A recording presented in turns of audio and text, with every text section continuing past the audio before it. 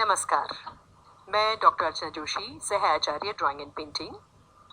प्यारे विद्यार्थियों, अजंता की चित्रकला भाग 1 में हमने अजंता क्या है, कहाँ स्थित है और क्यों प्रसिद्ध है आदि की जानकारी करते हुए उसके एक सामान्य परिचय से रूबरू हुए थे। अजंता की चित्रकला भाग 2 में आज हम अजंता के चित्र भारतीय चित्रकला की अद्वितीय विरासत है, अजंता के चित्रों का निर्माण, समय एवं राजवंश, अजंता चित्रों के कालखंड की गणना व इन चित्रों का फिर से प्रकाश में आना आदि बिंदुओं पर चर्चा करेंगे। अजंता के चित्रों का नाम लेते ही एक सुरुचिपूर्ण शास्त्रीय मानदंडों से कसी हुई भित्ति चित्रकला का स्मरण हो आता है। यह बौद्ध कला व राजवंशीय कला भी कही गई है। भारतीय चित्रकला के उज्जवल इतिहास की शुरुआत भित्ति चित्रों से ही होती है। इन भारतीय भित्ति चित्रों की अपनी अलग परंपरा है।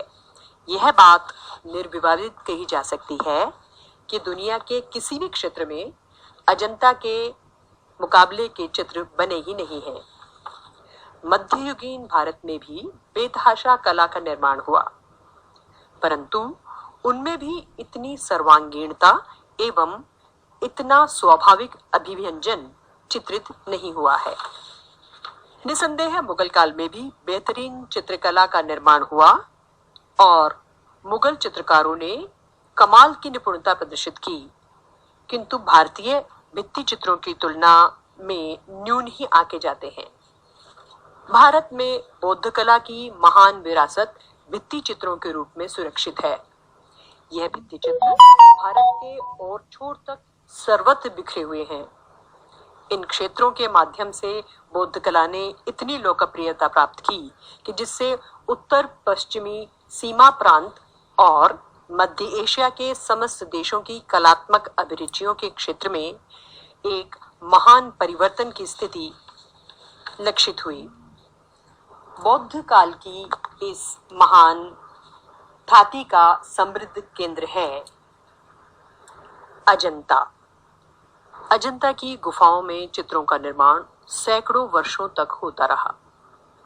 मौर्य साम्राज्य का अंतिम शासक जयद्रथ था, जिसकी हत्या उसके प्रधान सेनापति पुष्यमित्र शुंग द्वारा कर दी गई और पुष्यमित्र शुंग के सम्राट बनने से उत्तर भारत में शुंग वंश का शासन आरंभ हुआ। शुंग वंश के पश्चात सातवाहन सम्राटों ने शासन किया। मौर्य, शुंग, सातवाहन, हिंदू, यूनानी और कुषाण आदि सम्राटों के साम्राज्यों के बाद गुप्त साम्राज्य का भारत पर एक छत्र शासन रहा।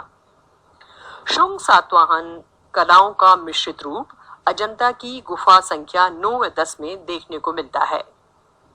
अजंता के चित्रों में यद्यपि शुंग व कुषाण युग की कला विरासत विद्यमान है, किंतु फिर भी अजंता के चित्रों में गुप्त शैली की ही प्रधानता है।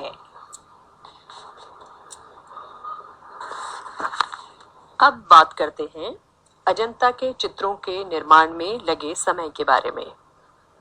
अजंता के चित्रों का निर्माण लगभग दूसरी शताब्दी ईसा पूर्व से 700 ईस्वी तक होता रहा, अर्थात 900 वर्ष तक। यहाँ वर्षों की गणना में आपको थोड़ा संशय हो सकता है, तो आइए इसे ऐसे समझते हैं। किसी भी समय को इंगित करने के लिए हम संपूर्ण कालखंड को 2 भागों में विभाजित करते हैं और दोनों कालखंडों का संधि स्थल ईसा मसीह का जन्म वर्ष माना गया है। ईसा के जन्म के पहले के समय को दर्शाने के लिए हम ईसा पूर्व शब्द प्रयुक्त करते हैं, जिसे बीसी कहा जाता है, अर्थात बिफोर क्राइस्ट, और ईसा के जन्म के पश्चात के कालखंड की गणना करने के लिए हम ईस्वी शब्द या एडी का इस्तेमाल करते हैं। एडी अर्थात एनो डोमिनी, जो 2 लैटिन शब्दों से बना है और इसका अर्थ है ईसा के जन्म के वर्ष से। तो ईसा पूर्व के 200 वर्ष व ईसा के जन्म के पश्चात के 700 वर्ष मिलकर हो गए कुल 900 वर्ष। जिन अजंता गुफा चित्रों का निर्माण 900 वर्षों तक होता रहा और जिन्होंने एक समय तक संपूर्ण एशिया के कला परिदृश्य को प्रभावित किए रखा, वो 1819 से पहले तक गुमनाम बनी रही। सैकड़ों वर्षों तक जंगल में छुपी इन अज्ञात गुफाओं को सर्वप्रथम एक सैनिक द्वारा प्रकाश में लाया गया। हुआ यूं कि मद्रास रेजिमेंट के कुछ सैनिकों ने इस घाटी में विद्रोह को दबाने के लिए प्रवेश किया। एक सैनिक लोमड़ी का पीछा करते हुए अजंता की एक गुफा में पहुंचा और उसने यह चित्र देखे। इन चित्रों की सूचना उसने अपने अधिकारियों को दी और इस प्रकार अजंता की ये गुफाएं चर्चा में आई। अधिकारियों को सूचना मिलने के पश्चात ईस्ट इंडिया कंपनी ने इस ओर ध्यान दिया।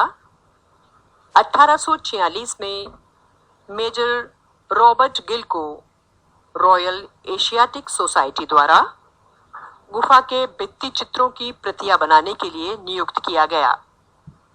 लगभग 19 वर्षों में उन्होंने ये प्रतियां तैयार की, परंतु दुर्भाग्यवश ये अग्निकांड के भेंट चढ़ गई। तत्पश्चात जॉन ग्रिफिथ्स को अजंता चित्रों की प्रतियां बनाने के लिए कमीशन किया गया। उन्होंने 13 वर्षों तक इस पर काम किया और कुछ 300 कैनवास चित्रित किए, परंतु दुर्भाग्य रहा कि वे भी अग्नि दुखांतिका के कारण प्रकाश में नहीं आ पाए। तत्पश्चात 1909 और 1911 के बीच लेडी हरिंगम को कोलकाता स्कूल ऑफ आर्ट के कुछ छात्रों के साथ अजंता की प्रतियों का सेट बनाने का कार्य सौंपा गया। इनमें नंदलाल बोस, असित कुमार हल्दर, वेंकटप्पा आदि भावी भारतीय कलाकार भी सम्मिलित थे। इस बार अजंता की रंगीन प्रतियां प्रकाशित की गई, जो लंदन के इंडिया सोसाइटी के पहले प्रकाशन के रूप में प्रकाशित हुई। स्वतंत्रता के पश्चात ललित कला अकादमी दिल्ली ने यहाँ के चित्रों के रंगीन फोटोग्राफी के प्रिंटों का एक छोटा पोर्टफोलियो तैयार करवाया। 1954 ईस्वी में यूनेस्को, जो कि एक अंतर्राष्ट्रीय संस्था है, के द्वारा भी न्यूयॉर्क से अजंता के रंगीन